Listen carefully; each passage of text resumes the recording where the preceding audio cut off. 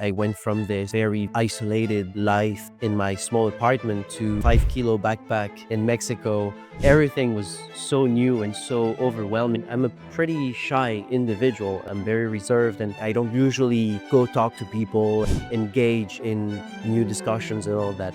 So traveling really helped me with that very much. But right now, as long as we talk about the Bitcoin price and it's going up and it's going down, we're missing the forest for the tree. We're looking at something that is just temporary. Bitcoin is not going up. Fiat is going down.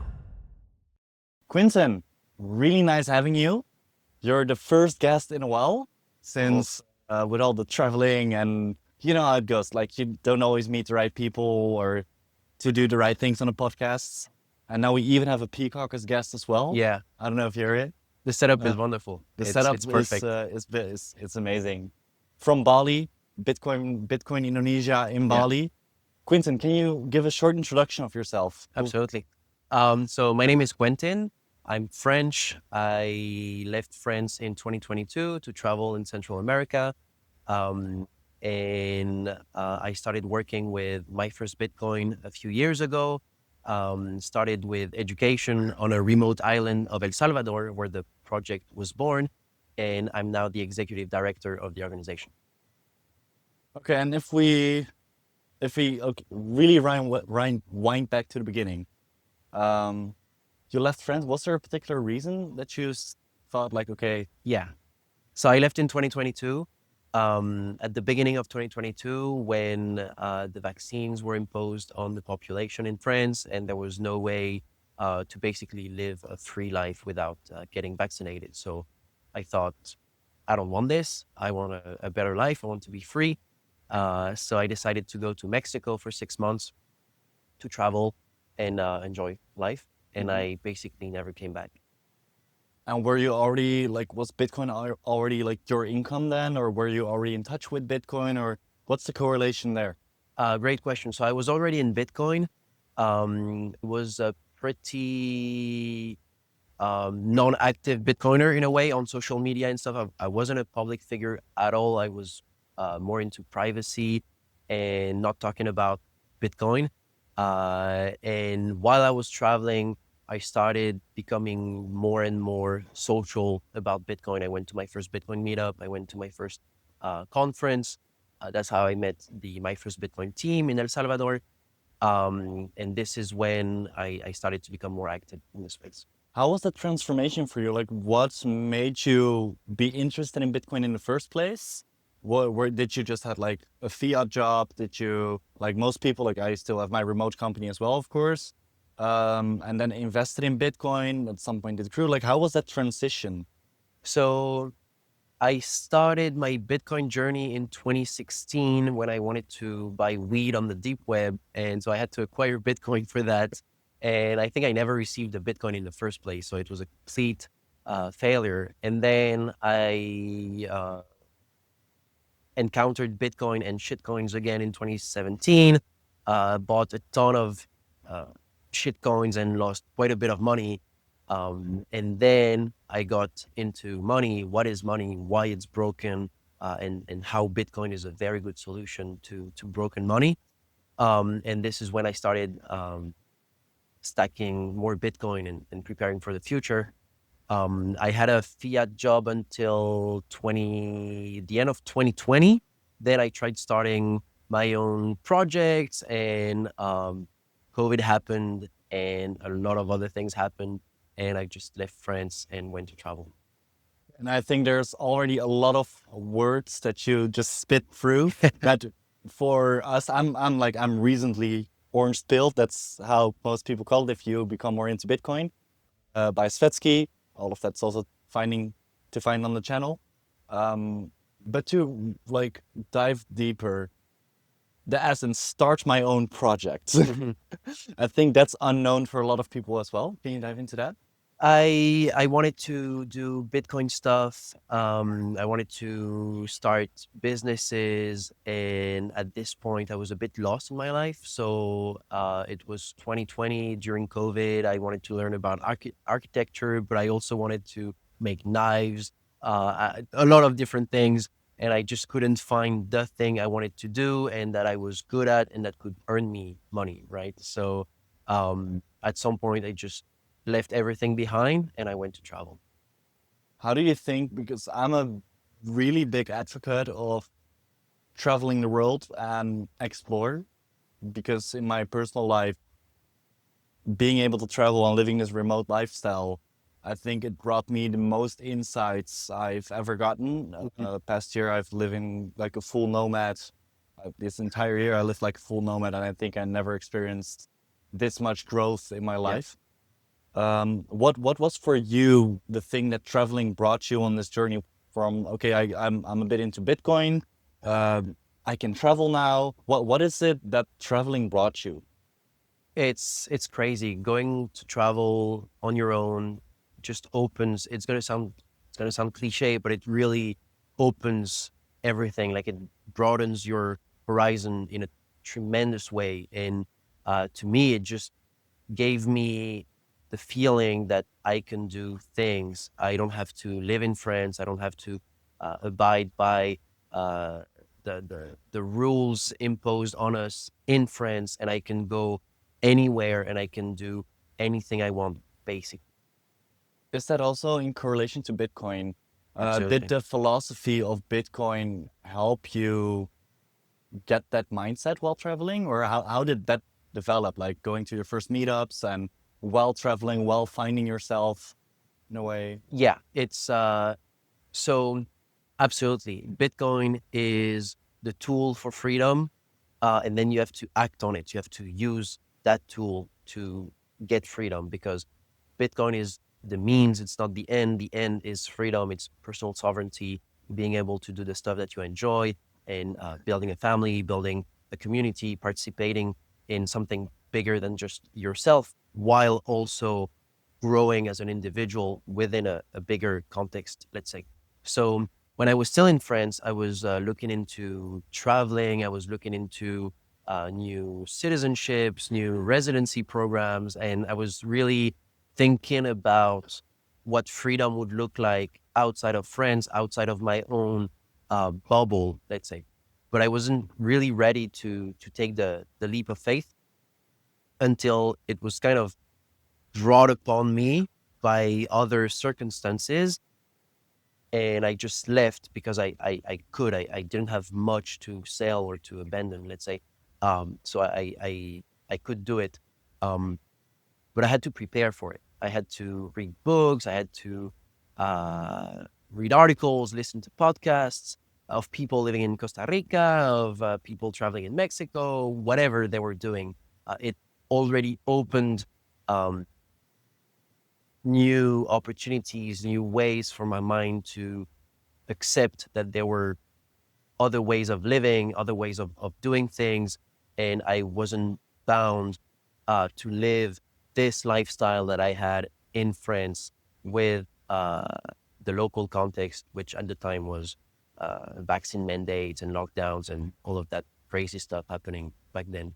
Um, so yeah, And that research phase, that how long did it take for you to do all the research about Costa Rica, about Mexico, about um, all of that, about seeing what's possible to actually cut the rope? And what did it take? What did you need to cut that cord?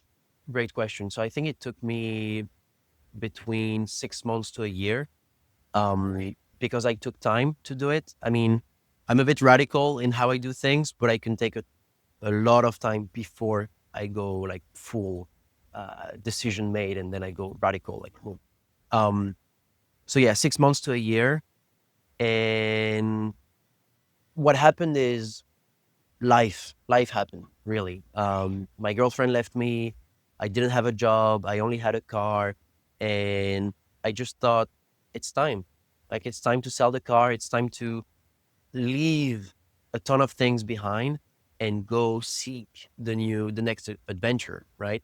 And it was super scary because in my case it was a bit radical again, and not everyone has to do it like this, right? It doesn't have to be like like you abandon everything and you go travel the world and you never come back. That's kind of the extreme of it. You can explore the world for 2 months and it's okay, and then you come back home and it's great as well. Like that's part of traveling. So you don't have to do it um, like I did, but that's what it took, and it brought me a ton of new opportunities. It brought me everything I have now, basically.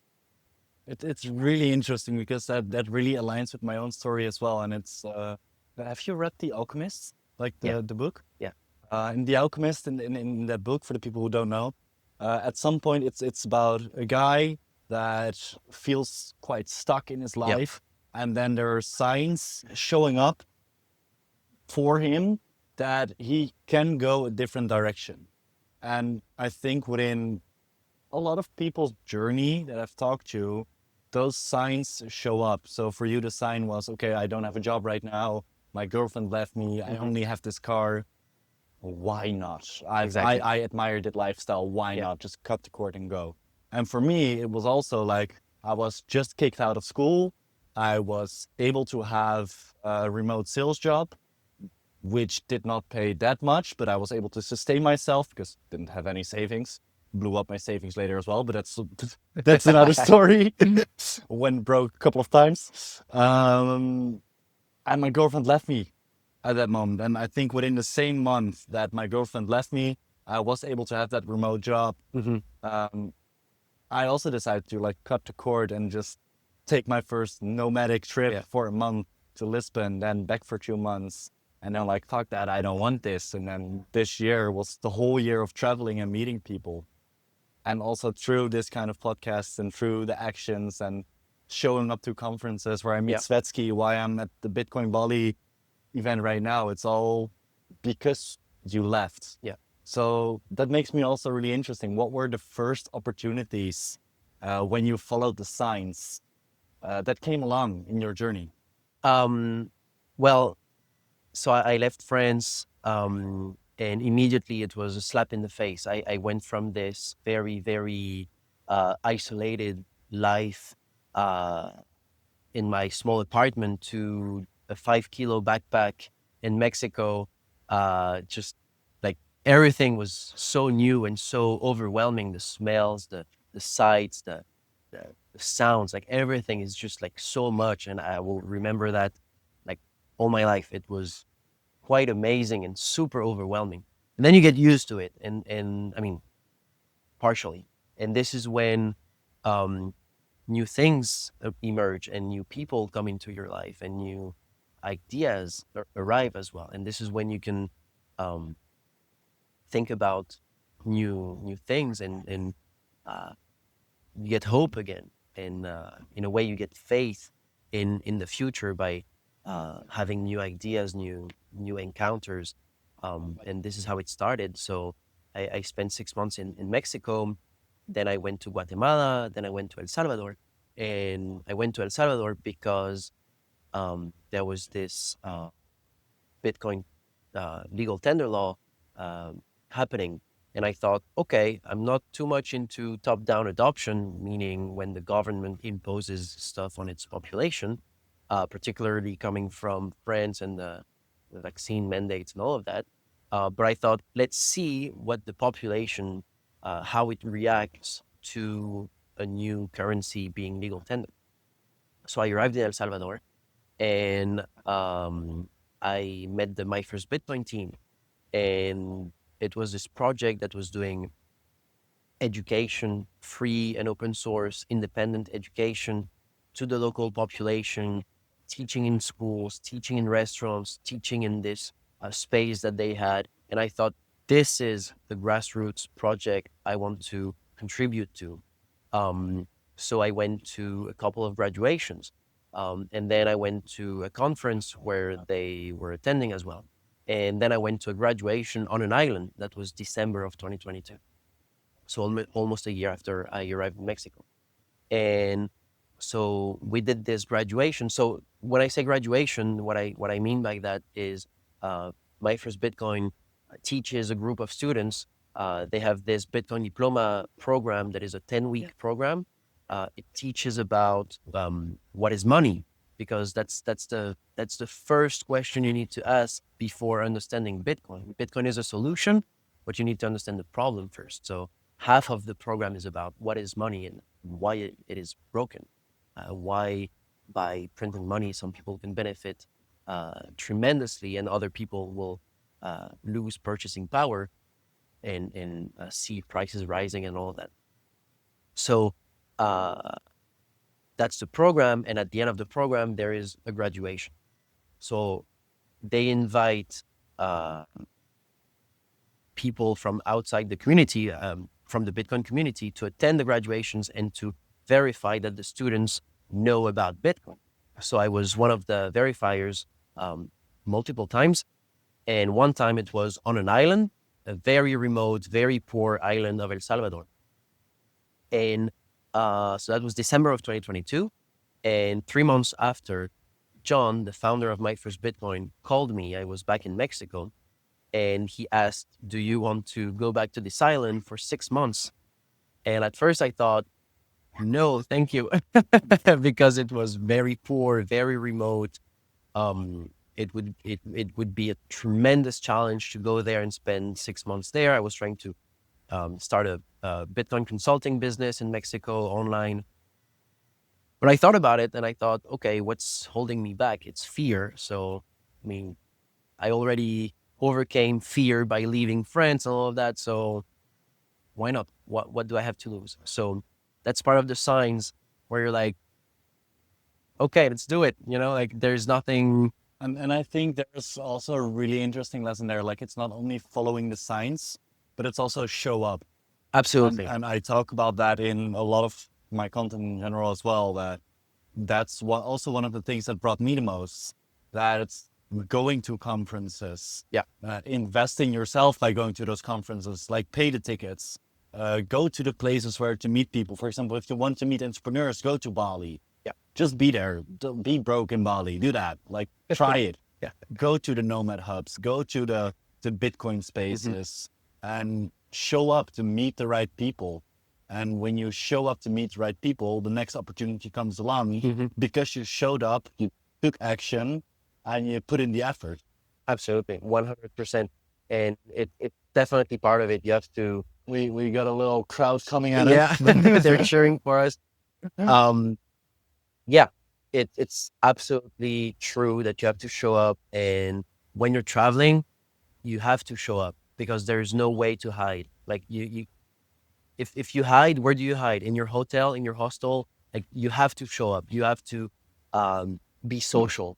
You have to meet people. Uh, you have to. There's no other way around it. So that's what brought me to meet new people, to make connections. I'm a pretty shy individual. I'm very reserved, and um, I don't usually go talk to people and engage in new discussions and all that.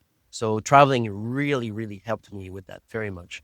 And so I went to this island for 6 months. I did education. I did social projects. At the time, I was with my Mexican girlfriend. Uh, and if I was crazy to go on this island, she was even crazier because at least I had this purpose of I'm gonna do Bitcoin stuff on the island. She was just coming with me like I'm going with this crazy French guy who's I don't know what he's gonna do, but Delusional or whatever. exactly. But she followed me, and I mean I would never have been able to do that without her. Like she supported me all throughout the 6 months. It was very difficult for many reasons. But we we did a really good job on the island. And after that, My First Bitcoin asked me to continue with them. So first, I was in charge of the international expansion.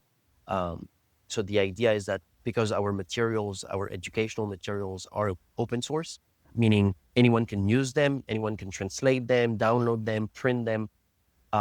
Many projects all around the world started teaching our program. So the goal was then to create a network of all those projects and connect and learn from each other and basically speed up the timeline. So I did that for a while. And then I think I became director of operations for a few months.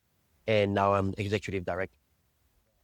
to communicate with the boards because it's a nonprofit Yeah, and with what actually needs to happen for the company. absolutely.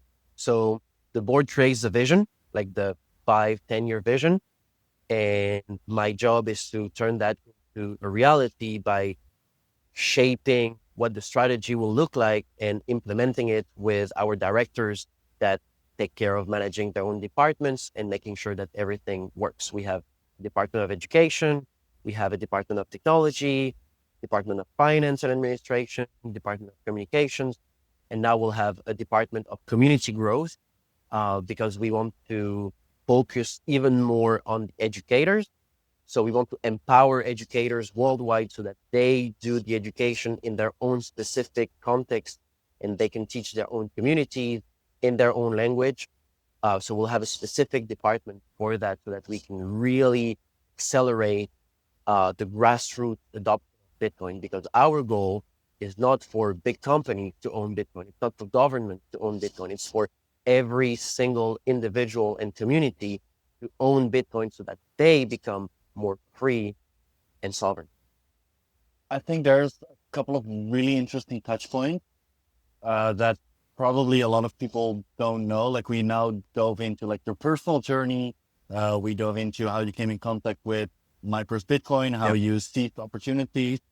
But even when we go to the basics, um, I'm really interested. Can you explain shortly what was the Bitcoin adoption in El Salvador? Why is that such a big thing? What's exactly happening there? Because I think still a lot of people don't know of that or what is actually happening there.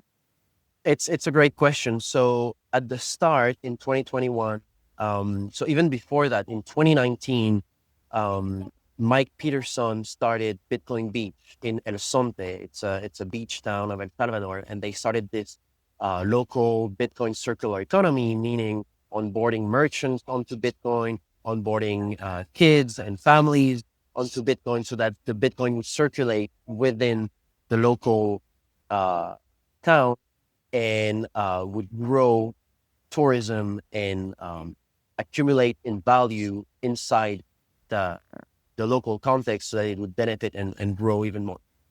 And to dive a bit deeper into that, a really well-known Bitcoin philosophy is the circular economy, and you can maybe bound a bit to the simple saying of an eye for an eye, a tooth for a tooth.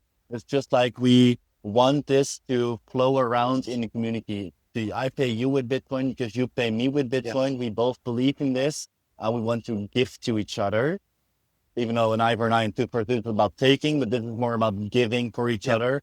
So the money that we use, in this case, the currency, the Bitcoin that we use, is circular. And that's why the Bitcoiners call this a circular economy. Yeah, I would go even farther than that.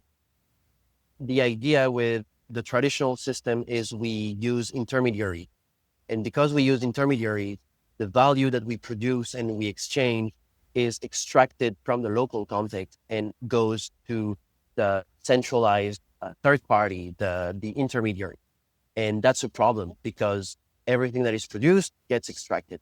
And Bitcoin enables more localism, more community um, value creation, and enables for the value to stay inside the local context so that it can grow as a community.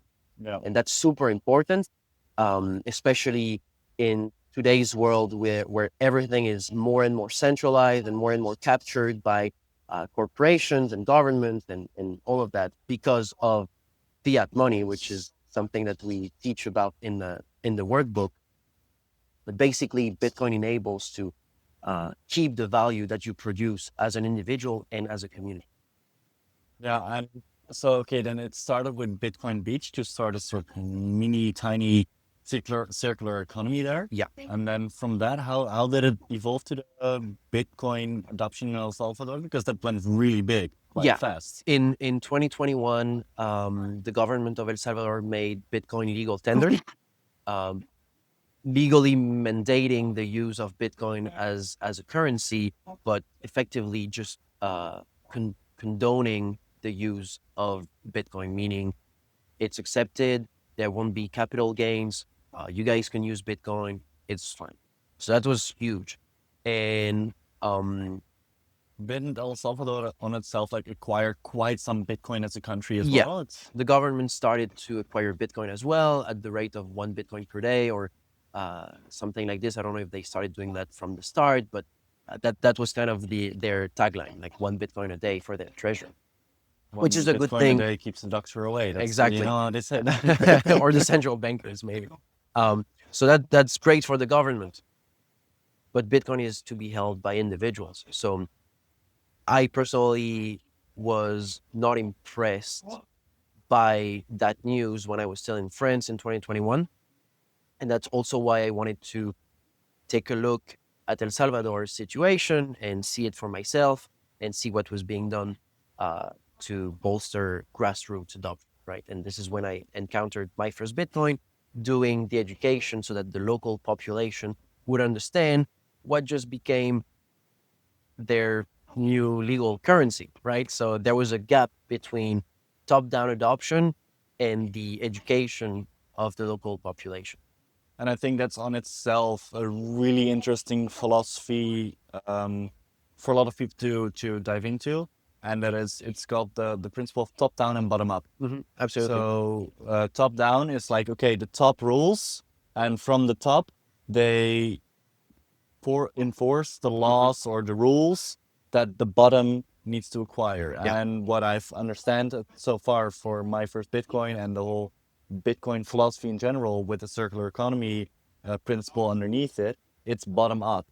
Yeah. From the communities that we build and from the way we live together and how we use this tool, Bitcoin, Yeah. together to circulate around with it, we can control as a community what's happening and what we do as a community, as people all together who believe in this way of living.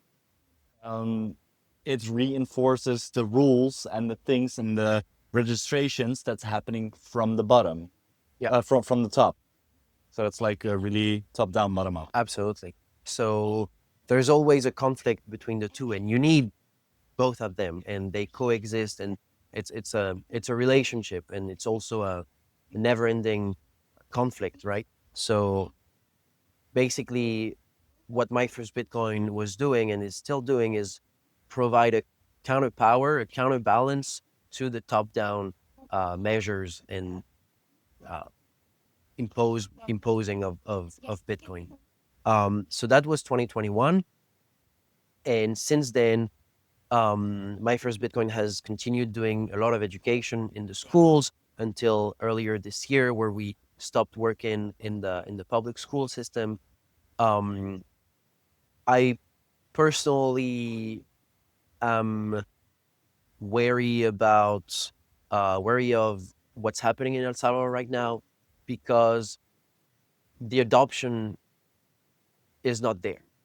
Um, I live in a small mountain town called Berlin, and there is this project called Bitcoin Berlin that does a ton of education, and they onboarded more than 200 merchants to Bitcoin, and it's a small mountain town, so you can. I live on a Bitcoin standard. That means I receive my payments in Bitcoin and I pay people in Bitcoin, and that's in this mountain town because these guys, who are absolutely amazing and relentless, are doing the education, are providing the support to the local population so that they can use Bitcoin and so that they understand Bitcoin and what it is.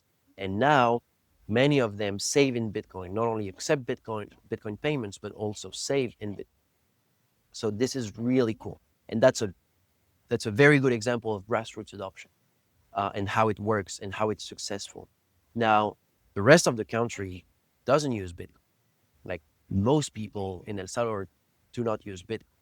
And it's not because they don't want to, it's because they don't understand it, because they were not taught how it works and what benefits it has. And we've tried with My First Bitcoin, but we're a nonprofit. We're not funded by the government.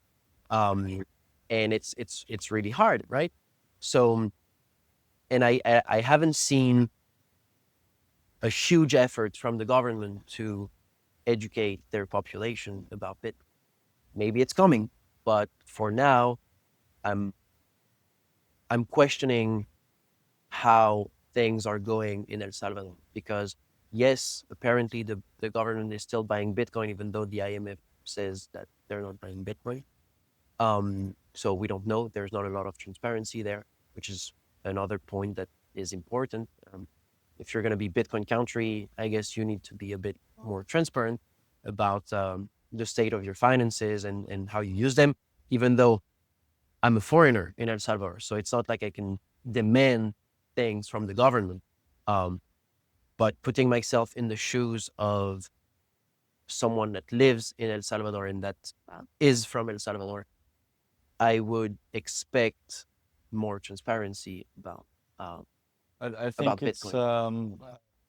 also a really good point to dive into the personal education that people can do when it comes to Bitcoin. Because my first encounter with Bitcoin, like I told you, I'm really into Bitcoin. It was literally a couple of months ago at BTC Prague. That was my Okay. first real encounter with Bitcoin. And then it's even crazier to imagine that now I spoke at the Bitcoin conference. Um, but that adoption for me went really quick. And how Svetsky and Jordi, both working at Atlanta, said it. You were a Bitcoiner before you knew you were a Bitcoiner, since I was already living as a nomad and always like freedom is my number one priority. So Bitcoin really fits into that perspective. But then I'm really curious, like, how would you explain Bitcoin to someone who does not know anything about it? Or maybe thinks, yeah, but I heard some things about it. Now it's worth a lot of money. Maybe I'm a bit late to the party. You're not. You're not. You're not. You're not. But maybe I'm a bit late to the party. I don't know. Like, where do you start? That's a great question. So, of course, there are a ton of videos and articles and a ton of resources to learn about Bitcoin. In the case of My First Bitcoin, we have the intro course, which is a 60-minute video series that tells you about what money is, why it's broken, and how Bitcoin is a solution to that. And it will go Can you give a into, short breakdown of that? yeah, What is sure. money? Why is it broken? And how is it like shorts? Absolutely. So money is the tool that we use to exchange value. It has to be limited, otherwise people can create more of that money and use it to acquire goods and services that they wouldn't have had the ability to purchase if they didn't have um, the if they didn't have sorry, I'll rephrase. If they hadn't had the proof of work, the production to exchange for that money in the first place. So they acquired something that holds value and acquired something with it when they didn't create the value in the first place. It's just that they uh, counterfeited something and betrayed the trust of all the other participants because they believe that this is money and that it holds value. So money needs to be scarce. It needs to be limited in order to function as money. Otherwise, it will be counterfeited. And as time goes by, there will be more and more money in circulation. And that means that prices will rise. And that means that people that used to hold 10 units of the money and that felt rich because they could buy a lot of stuff with it won't be able to afford anything because there's now a ton of money in circulation. And to put it in a couple of broad concepts in a row, that comes down to supply and demand. That comes down to debit and credit. People have more debt than they have credit nowadays because they want to buy stuff that they cannot afford, which increases the amount of money supply that goes into the market. But the credit keeps on increasing as well in multiple ways, in government ways, Yeah. but also when you look at America, the statistics, I don't know the exact statistics of the people who have credit card debts unpaid is insane. So credit and debit, supply and demand, and again, the circulation part where there's no limit to what it will bring. And that's what causes the problem. Yeah. So you're already into the why money is broken today. The what money is something that is easily exchangeable, that you can trade easily, that is widely accepted, that is limited, and that is durable as well, because you want to store money in time as well. You want to store your produce, the value that you put into producing stuff into something that will hold its value for years.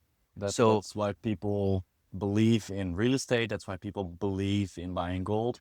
And that's exactly, why Bitcoin is called the digital gold or the exactly. digital real estate. So that's what money is, and that's why we converge to gold as the most perfect money for a while, because it had all these properties that made it good, extremely good money for a while.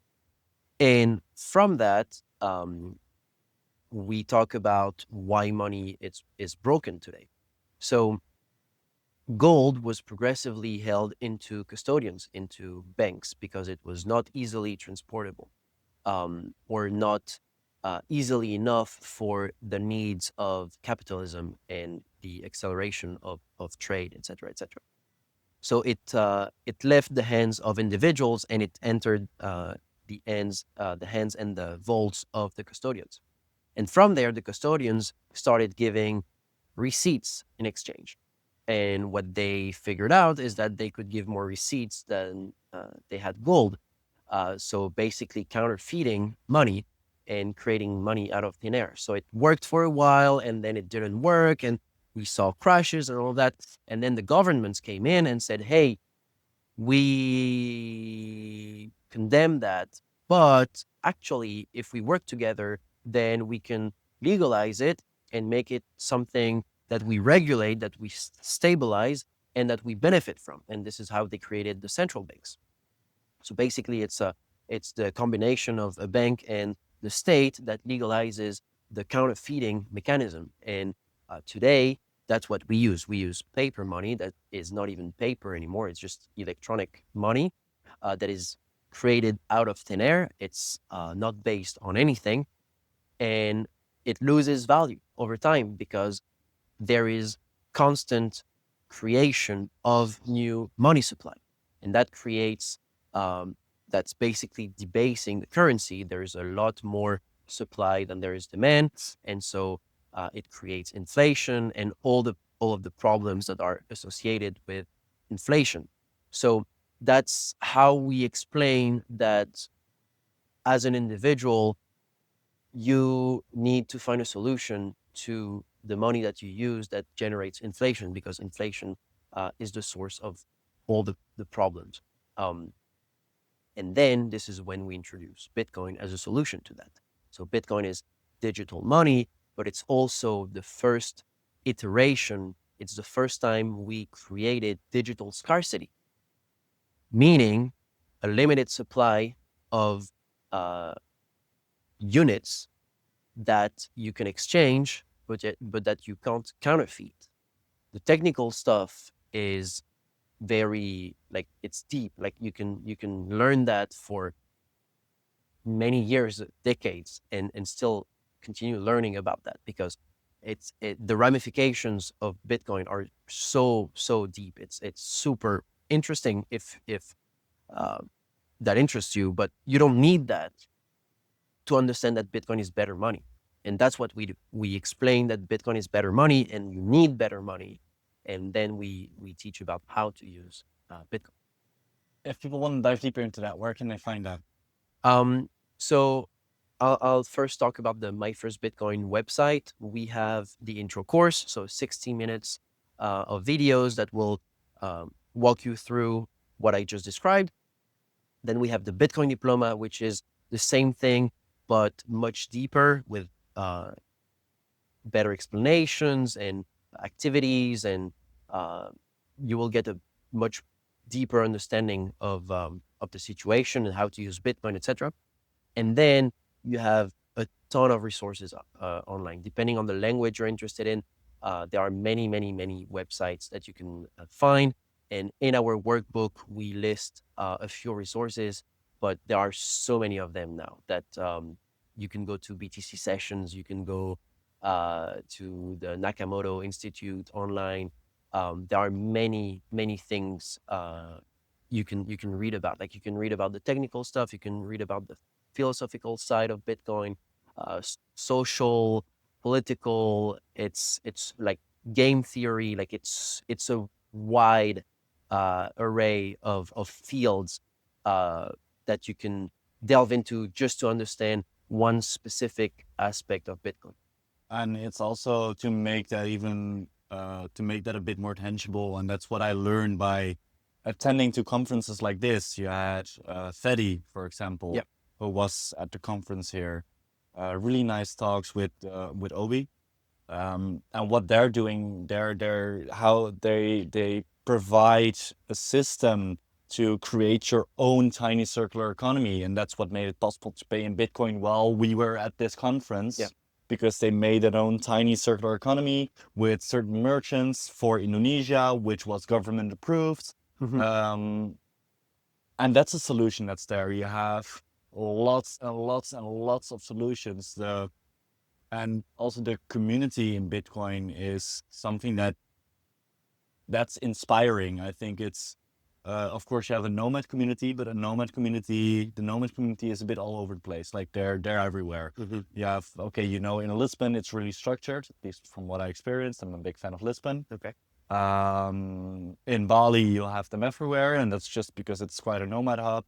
In Chiang Mai, it's quite famous, but there's no active way to search for nomads. But there are many active ways to search for Bitcoiners. So not only is it the philosophy of Bitcoin, not only is it the technology of Bitcoin, but it's also the solutions it's providing, the improvements, the whole movement, Yeah. we can call it, is making through where my first Bitcoin is making a major change as well, through providing those educations and those possibilities.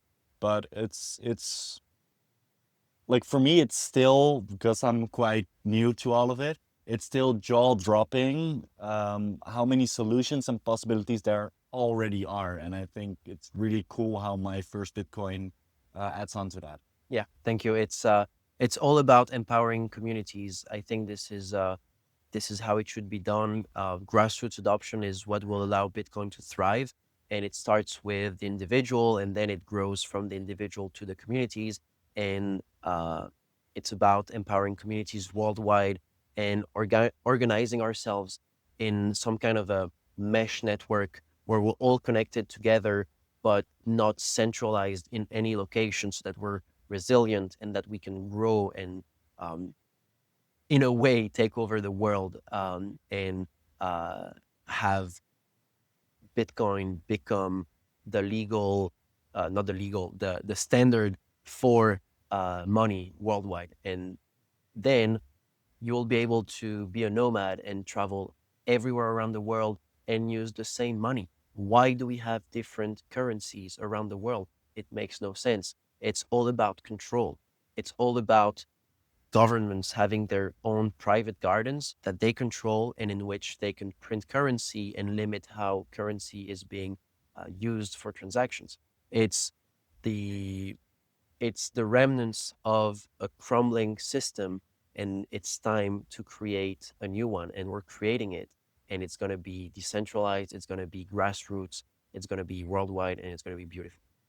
And it's really cool to be a part of it, because as we said earlier in this podcast, it's people think it's already really big, but and that's what I realized the more and more I come in contact with Bitcoiners and the Bitcoin community, it's just starting. Absolutely. It's like, it's so much more than it was, but there's so much more to create, and that's Absolutely. If something to look forward to. Yeah, if I may add something that might be a bit difficult to understand, um, it is that if Bitcoin is to become money, as long as Bitcoin has a price in dollars or euros, it is early.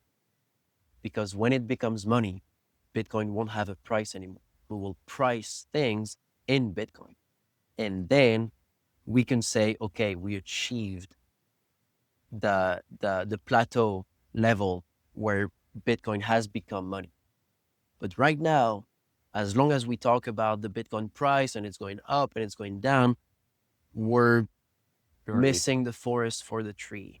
we're looking at something that is just temporary, because Bitcoin is not going up. Fiat is going down, and fiat is dying. Fiat is all the currencies that exist that are created out of thin air, that do not rely on anything limited, like gold. Bitcoin is the effect of fiat.